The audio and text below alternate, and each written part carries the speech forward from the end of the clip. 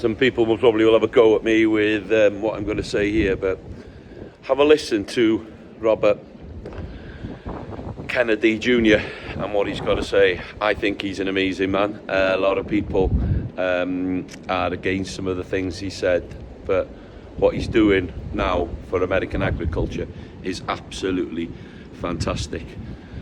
This is what we need in Great Britain. We need somebody of this calibre to support the farming industry into producing good, healthy, nutritious, local, seasonal, good food to feed the nation. And I just have a listen anyway. Consumers and for the environment. Hi, this is Robert F. Kennedy Jr., and I'm here outside of the United States Department of Agriculture to tell you about a win-win policy that I'll be pushing in the Trump administration.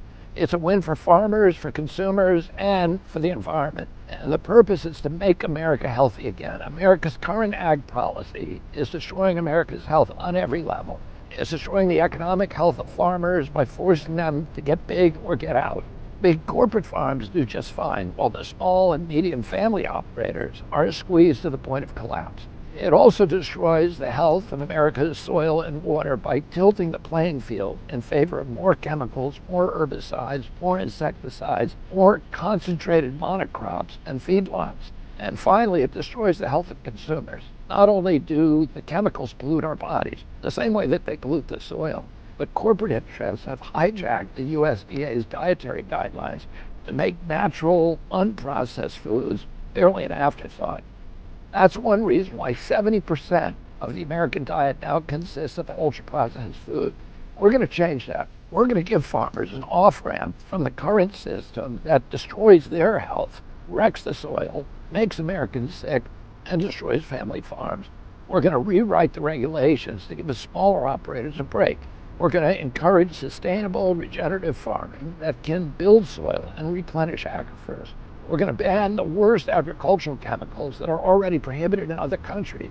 And we're going to remove conflicts of interest from the USDA dietary panels and commissions.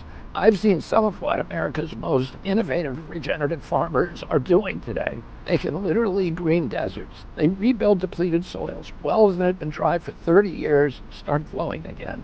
They heal the land, and some of them make a very good living doing it. And unfortunately, many more have to fight the system in order to do what's right. It doesn't have to be this way. And when Donald Trump gets me inside the building I'm standing outside of right now, it won't be this way anymore. American agriculture will come roaring back, and so will American health. If you want this to happen as much as I do, please donate what you can to make America healthy again at ahanow.org. Thank you, and God bless. See, it's amazing what he's doing. And as well, this man has been talking about this for a long time. Listen to what he says here about the mass exodus of small hog farms, pig farms in a couple of states. It's scary how these big corporations came in, undercut the small farmer and just destroyed the economy of the local farming systems there in America. On Sherwood Island, there's a little woodchuck hall.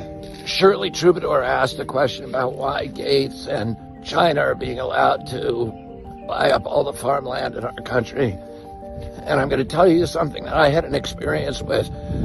I spent many years, about 20 years, suing the factory farms, the big hog farms, and the big chicken producers like Tyson and Bo Pilgrim and Frank Perdue. But Smithfield Foods was the biggest pork producer. And Smithfield came into the state of North Carolina. They built a slaughterhouse that could process 30,000 pigs a day. And then they had a partner named Wendell Murphy, who was in the state Senate, and he passed 28 laws in the North Carolina State Senate making it illegal to sue a factory farm. He left and went into partnership with Smithfield, created a way to raise pigs, instead of raising them on farms, to raise them in warehouses called Murphy 1100s. And they dropped the price of pork from 60 cents a pound to 2 cents a pound. It put out of business all 28,000 independent hog farmers in the state of North Carolina. and it replaced them with 2,200 factories, all of them either owned by Smithfield or contracted to Smithfield. The only farmers who could stay in business were farmers who signed that contract with Smithfield to mortgage their homes, to put those big hog sheds, the Murphy 1100s, on their property, and then they lose all control. They become serfs on their own land. Smithfield dictates all their farming practices. It gives them the food, it delivers the piglets, picks up the grown animals and brings them to slaughter. They put out of business 28,000 farmers, and they control now 80% of the hog production in North Carolina. Because they dropped the price in North Carolina, Iowa had to adopt the same system, had to cave in to Smithfield. They ended up taking control of 80% of the hog production in our country. Then they sold themselves to China. So now China owns all that hog production in America, and it controls our landscapes. And that's the end of Thomas Jefferson's vision of an American democracy rooted in tens of thousands of independent freeholds, each one owned by family farmers, each with a stake in our system of government.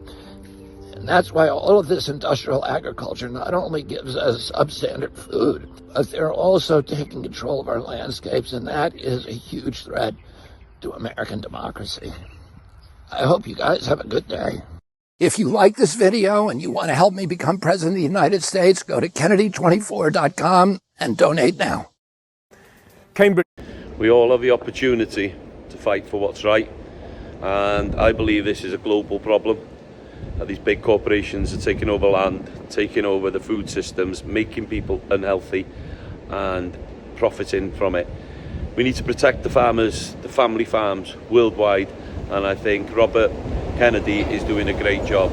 Well done, my friend, and hopefully one day we will get the opportunity to sit down and have a chat, and I can congratulate you and just say in Welsh, diolch yn fawr iawn. Thank you very much from everybody of family farms worldwide.